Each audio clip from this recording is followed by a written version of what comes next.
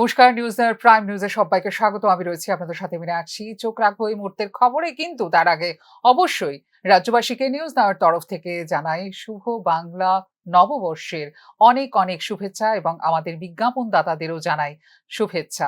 সাথে আমাদের ফেসবুক পেজের যারা ফলোয়াররা রয়েছেন প্রত্যেককে শুভ নববর্ষের অনেক অনেক শুভেচ্ছা।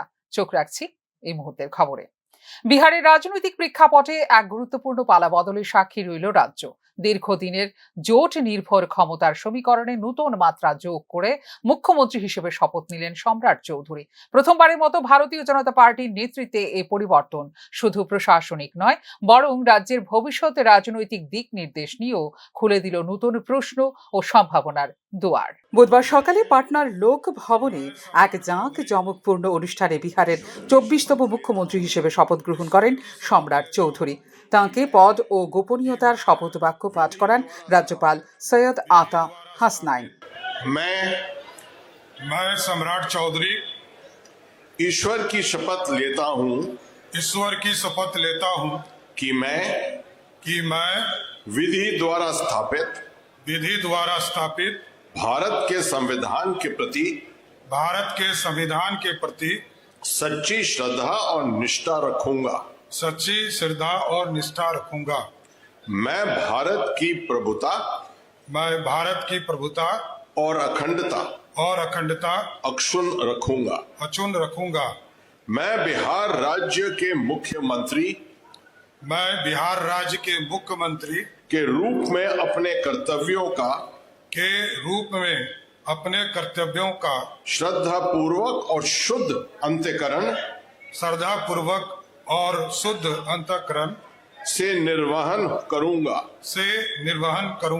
চৌধুরীর সঙ্গে জনতা দল ইউনাইটেডের কোটায় বিজয় কুমার চৌধুরী এবং বিজেন্দ্র প্রসাদ যাদব শপথ নেন উপমুখ্যমন্ত্রী হিসেবে। যদিও নতুন এনডিএ সরকার গঠিত হয়েছে, তবুও মন্ত্রিসভায় এখনও 33টি পদ খালি থাকায় জোট রাজনীতির ভবিষ্যৎ বিন্যাস নিয়ে জল্পনা তুঙ্গে রাজনৈতিক মহলে। এই শপথ গ্রহণ অনুষ্ঠানে উপস্থিত ছিলেন জেপি নাড্ডা, চিরাগ পাসওয়ান এবং জিতন রাম মাঝি সহ একাধিক শীর্ষ নেতা, যা এনডিএ জোটের শক্তি প্রদর্শনের বার্তা বলে মনে করছেন রাজনৈতিক বিশ্লেষকরা। সংসদের উচ্চ কক্ষে নির্বাচিত হওয়ার পর শারীরিক কারণ দেখিয়ে পদত্যাগ করেন দীর্ঘদিনের মুখ্যমন্ত্রী নীতিশ কুমার। তাঁর পদত্যাগের পরেই বিহারের রাজনৈতিক সমীকরণে পরিবর্তনের পথ প্রশস্ত হয় এবং বিজেপির নেতৃত্বে তৈরি হয় সরকার গঠনের সুযোগ। সম্রাট চৌধুরীর এই উত্থান বিজেপির সামাজিক ভিত্তি সম্প্রসারণের কৌশলের অংশ বলে মনে করেন রাজনৈতিক বিশ্লেষকরা। তবে একই সঙ্গে প্রশাসনিক অভিজ্ঞতা ও জোট রাজনীতির ভারসাম্য রক্ষার ক্ষেত্রে বড় চ্যালেঞ্জ রয়েছে তাঁর সামনে। অর্থনৈতিকভাবে পিছিয়ে থাকা এবং ব্যাপক পরিযায়ী শ্রমিক নির্ভর বিহারে উন্নয়ন, কর্মসংস্থান এবং সামাজিক সমতা প্রতিষ্ঠার প্রশ্নে নতুন সরকারের কার্যকারিতাই এখন পর্যবেক্ষণের কেন্দ্রবিন্দুতে। ফিউরো রিপোর্ট, নিউজ নাও। বাংলা নববর্ষ বাঙালির জীবনের শুধু একটি নতুন বছরের সূচনা নয়, বরং সামাজিক সম্পর্ক, অর্থনৈতিক সংস্কৃতি এবং ধর্মীয় আচার অনুষ্ঠানের এক সম্মিলিত প্রকাশ হলো এই দিনটি। সেই প্রেক্ষাপটে পয়লা বৈশাখে আগরতলা লক্ষ্মীনারায়ণ মন্দিরে পূজা অর্চনা ও হালখাতা যাত্রা ঘিরে যে উৎসব মুখর পরিবেশ সৃষ্টি হয়, তার সামনে নিয়ে আসে ঐতিহ্য ও আধুনিকতার এক অনন্য মেলবন্ধনকে। বাংলা নববর্ষ শুধুমাত্র পঞ্জিকার পালাবদল নয়, বাঙালির জীবনচক্রে এক গভীর সমাজ সংস্কৃতি পুনর্নবীকরণের প্রতীক হলো নববর্ষের প্রথম দিনটি।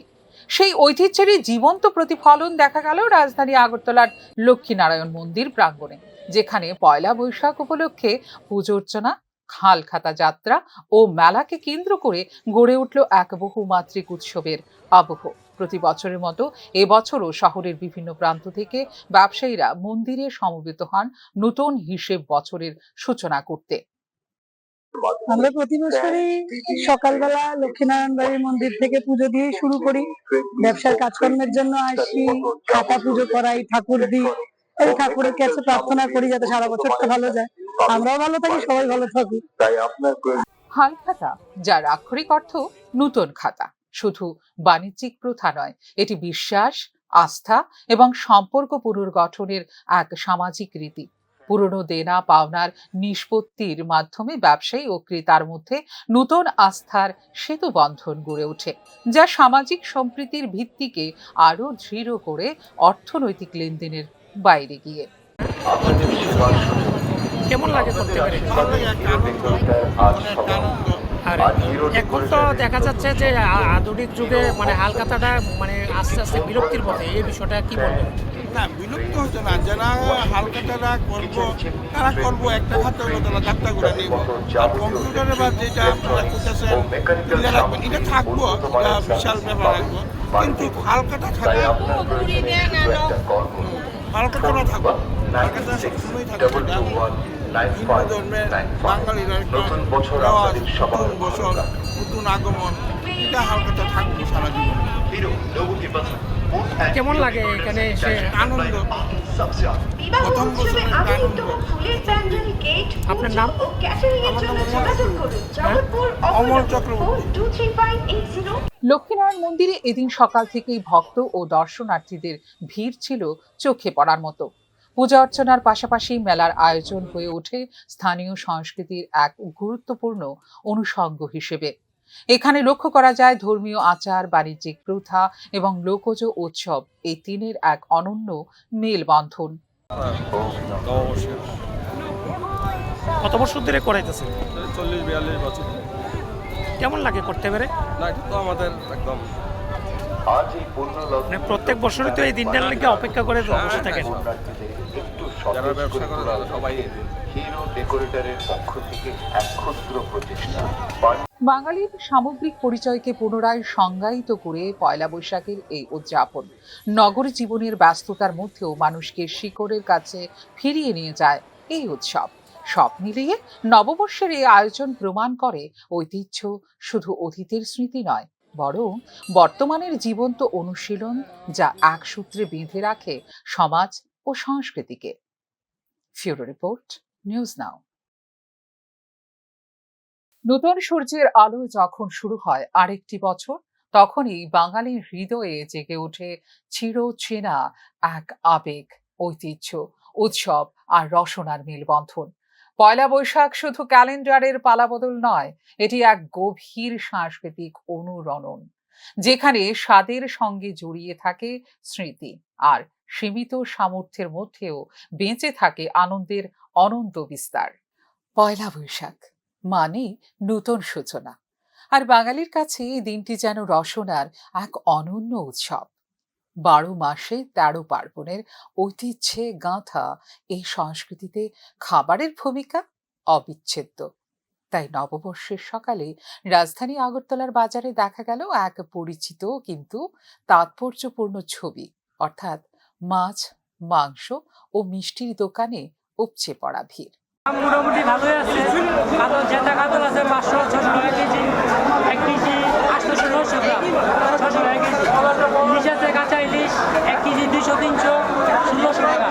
ছোটো আছে 900, 1 কেজি 1400 টাকা, 1500 টাকা বেচতেছে।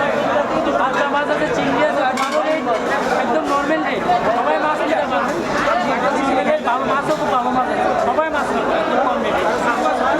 দাম আগের মতোই, দাম সেম নর্মাল যে বাজারে বেচি যে দামে এ দামে আছে। মাছও আছে খুব ভালো মাছ। অন্যান্য করার তুলনায় ব্যবসা নগরের তুলনায় এবার একটু ভালোই ব্যবসা হয়েছে, অন্য নগর থেকে ভালো। মাছও ভালো হয়েছে, মাছও আমরা বেচতেছি খুব কম দামে, বেশি দামে মাছ বিক্রি করতেছি। সকালের প্রথম আলো ফোটার সাথে সাথেই নববর্ষের সকালে ভিড় দেখা যায় শহর আগরতলার প্রধান প্রধান বাজারগুলিতে। ইলিশ থেকে রুই, মটন থেকে মুরগি, প্রতিটি স্টলে ক্রেতাদের ভিড় যেন বহন করে উৎসবের স্পন্দন। যদিও ব্যবসায়ীরা জানিয়েছেন সাধারণ দিনের তুলনায় তেমন পরিবর্তন হয়নি দামে, তবুও সামগ্রিক মূল্যবৃদ্ধির বাজারে নিম্ন ও নিম্ন মধ্যবিত্তের পকেটে চাপ যে বাড়ছে, কোনো উপায় নেই তা অস্বীকার করার। শুভ নববর্ষ। আজ বাজারে এসে মাছ কিনলাম 500 টাকা করে 1 কেজি। অবশ্য আমাদের 950 গ্রাম হয়েছে। আর কিনলাম চাপিলা মাছ 300 গ্রাম 200 টাকা। বেশ ভালো মাছের দোকান এসেছে, ভালো মাছ। প্রত্যেক বছরই আসেন? প্রত্যেক বছরই আসি, এবারও আসলাম, দেখলাম ইলিশ মাছের দাম বেশি, ইলিশ কিনতে পারলাম না। আচ্ছা, মানে বাজারে এমনিতে নর্মাল যা দাম একই দাম নাকি? বাজারে নর্মাল দাম থেকে আজকে নববর্ষ বলবে বাঙালিদের একটু বেশি, তবে খুব একটা বেশি মনে হচ্ছে না। আচ্ছা, কারণ আমি ইলিশ মাছটা 500 টাকা কেজি পেয়েছি, সাধারণত এরকম দামে থাকে 50-100 টাকা ইলিশের দাম। ঠিক আছে। মিষ্টির দোকানগুলোতেও ধরা পড়ে একই চিত্র। দই, রসগোল্লা, সন্দেশ কিংবা নলেন গুড়ের বিশেষ প্রস্তুতি, সবকিছুর চাহিদাই বেড়েছে চোখে পড়ার মতো। কারণ বাঙালির কাছে নববর্ষ মানেই মিষ্টি মুখ, অর্থাৎ একটি সাংস্কৃতিক প্রতীক যা বহন করে শুভ সূচনার বার্তা। এবার একটু ভালো, 1.5 কেজি 150 টাকা, চিত্র হইলো 20 টাকা, খানা ভাই অন্যান্য বছর থেকে এবার ভালোই গেছে, ভালোই গেছে। কি কি মিষ্টি রাখছেন? মিষ্টি আমি চিত্র আছে, রসমালাই আছে, রসগোল্লা, লালমোহন, ক্ষীরের ভয়েল কেক, মিষ্টি, দই, চানা পায়েস সবই আছে। আচ্ছা, চাহিদা এমনি কোনটার বেশি? চাহিদা হলো আমরা দই, চিত্রা আর হলো ছানা পায়েস, দইটাই বেশিরভাগ চাহিদা বেশি। দইয়ের কীরকম দাম? দইটা হলে 150 টাকা কেজি। আচ্ছা, মিষ্টি দই? মিষ্টি দই। আর টক দই হলে 130 টাকা কেজি। তবে মিষ্টি দইয়ের চাহিদা হ্যাঁ, মিষ্টি দই 150 টাকা কেজি। এমনি ব্যবসা ভালোই? ব্যবসা ভালো, এবার অন্যের মধ্যে থেকে এবার ব্যবসাটা ভালো। অবশ্য সবার, আমার যেমন ভালো, সবার যাতে ভালো মঙ্গল মতে কাটে, শান্তি শৃঙ্খলা রাখা, এগুলি কামনা আর কি নববর্ষে। কি নিতে আইছেন? এই তো মিষ্টি দই, আচ্ছা, ছানার পায়েস। কীরকম দাম? দাম ঠিক আছে, কোয়ালিটিও ভালো এই দোকানে। তার মধ্যেই সকাল থেকে প্রচণ্ড ভিড়ের মধ্যে নিতে হয়। ভিড় কীরকম? ভিড় তো প্রচণ্ড ভিড়, 1.5 ঘন্টা 15 ঘন্টা হয়ে গেছে লাইনে। প্রত্যেকবারই আসে? হ্যাঁ, প্রত্যেকবারই আসে। আমরা অনেক দূরের থেকে আসি, অশ্বিনী মার্কেট। তবে এই উৎসবের আড়ালে রয়েছে আর্থসামাজিক বাস্তবতার এক নীরব প্রতিচ্ছবি। দূরমূল্যের চাপে অনেক পরিবারের হিসেব কষে চলতে হয়, তবু ঐতিহ্যের টানে তারা নিজেদের সামর্থ্যের মধ্যেই খুঁজে নেন আনন্দ। হয়তো পরিমাণে কম, কিন্তু আবেগে পূর্ণ। এভাবেই তার সংস্কৃতিকে বাঁচিয়ে রাখে বাঙালি। সব মিলিয়ে বলা যেতেই পারে, পয়লা বৈশাখ শুধু একটি উৎসব নয়, এটি বাঙালির জীবনবোধের প্রতিফলন, যেখানে অর্থনৈতিক চাপে নুয়ে পড়লেও সংস্কৃতি ও ঐতিহ্যের বন্ধন অটুট থাকে, আর রসনাতেই খুঁজে পায় নতুন বছরের প্রত্যাশার স্বাদ। ফিউরো রিপোর্ট, নিউজ নাও। মূল্যবৃদ্ধির অস্থিরতা যেন থামছেই না। দেশের পাইকারি বাজারে মার্চ মাসে পাইকারি মূল্য সূচক হঠাৎ ঊর্ধ্বমুখী হয়ে পৌঁছেছে 3.88%, যা গত প্রায় 3 বছরের মধ্যে সর্বোচ্চ। মাত্র 1 মাসের ব্যবধানে এই তীব্র উল্লম্ফন নতুন করে প্রশ্নের মুখে দাঁড় করিয়েছে অর্থনীতির ভিতকে। দেশের পাইকারি বাজারে আবারও অস্বস্তির আগুন। মার্চ মাসে পাইকারি মূল্য সূচক বা WPI হঠাৎ করে ঝাঁকুনি দিয়ে উঠে দাঁড়িয়েছে 3.88%, যা গত 38 মাসের মধ্যে সর্বোচ্চ। ফেব্রুয়ারিতে যেখানে WPI হার ছিল 2.13%, সেখানে মাত্র 1 মাসেই 1.75% পয়েন্টের এই তীব্র উল্লম্ফন নতুন করে চাপ তৈরি করেছে অর্থনীতিতে। বাণিজ্য মন্ত্রণালয়ের বুধবার অর্থাৎ 15 এপ্রিল প্রকাশিত পরিসংখ্যানে স্পষ্ট মূল্যস্ফীতির গতি কমার কোনো ইঙ্গিত নেই, বরং আরো তীব্র হয়ে উঠেছে এই পরিসংখ্যান। 2023 সালের জানুয়ারিতে 3.73% পৌঁছে যে অস্বস্তি তৈরি হয়েছিল, সেই পুরনো আশঙ্কাকেও ছাপিয়ে গেছে মার্চের পরিসংখ্যান। এই পরিস্থিতি শুধুই সংখ্যা নয়, এটি উৎপাদন ব্যবস্থার উপর ক্রমবর্ধমান চাপের স্পষ্ট প্রতিফলন বলে মনে করছেন বিশ্লেষকরা। কাঁচামালের দাম বাড়লে উৎপাদকরা বাধ্য হন সেই বোঝা সরাসরি ভোক্তার ঘাড়ে চাপাতে। ফলে বাজারে শুরু হয় দামের দৌরাত্ম্য, যার শেষ প্রান্তে দাঁড়িয়ে থাকে সাধারণ মানুষ। অর্থনীতির ভিত কাঁপিয়ে দেওয়া এই WPI বৃদ্ধির পেছনে রয়েছে ধাতু, রাসায়নিক, প্লাস্টিক ও রাবারজাত পণ্যের মতো শিল্প নির্ভর খাতগুলোর বড় ভূমিকা। এসব খাতে দামের ওঠানামা সামগ্রিক সূচককে টেনেও উপড়ে তুলছে আরও দ্রুতগতিতে।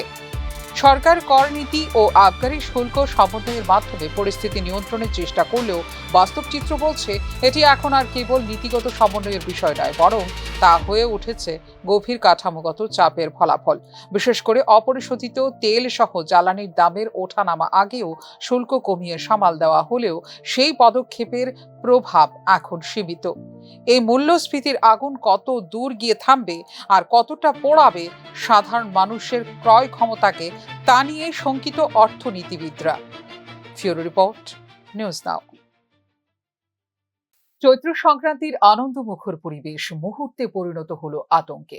শান্তির বাজারের মহামণি রোড এলাকায় চড়ক পুজোর সময় হঠাৎ চড়ক গাছ ভেঙে পড়ার ঘটনায় একাধিক ব্যক্তি আহত হন, যার মধ্যে একজনের অবস্থা আশঙ্কাজনক।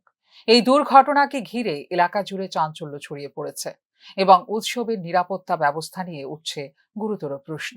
চৈত্র সংক্রান্তির উন্মাদনা, ঢাকের বাদ্য আর ভক্তিমগ্ন পরিবেশ সবকিছুই চলছিল স্বাভাবিক ছন্দে, কিন্তু সেই আনন্দের আবহ মুহূর্তের মধ্যে পরিণত হলো আতঙ্ক আর আর্তনাদে। শান্তির বাজারের মহামণি রোড এলাকায় চড়ক পূজার সময় আচমকাই ভেঙে পড়ে চড়ক গাছ, আর তাতেই ঘটে ভয়াবহ দুর্ঘটনা। প্রতি বছরের মতো এবছরও চড়ক পুজোর আয়োজন করা হয়েছিল বিপুল সংখ্যক মানুষের সমাগমে। চড়ক গাছ ঘোরানোর সময় হঠাৎই নিয়ন্ত্রণ হারিয়ে ভেঙে পড়ে সেটি। মুহূর্তের মধ্যে ছড়িয়ে পড়ে চিৎকার, দৌড়ঝাঁপ আর চরম বিশৃঙ্খলা। উৎসবের মঞ্চ যেন চোখের পলকে পরিণত হয় দুর্ঘটনার কেন্দ্রে।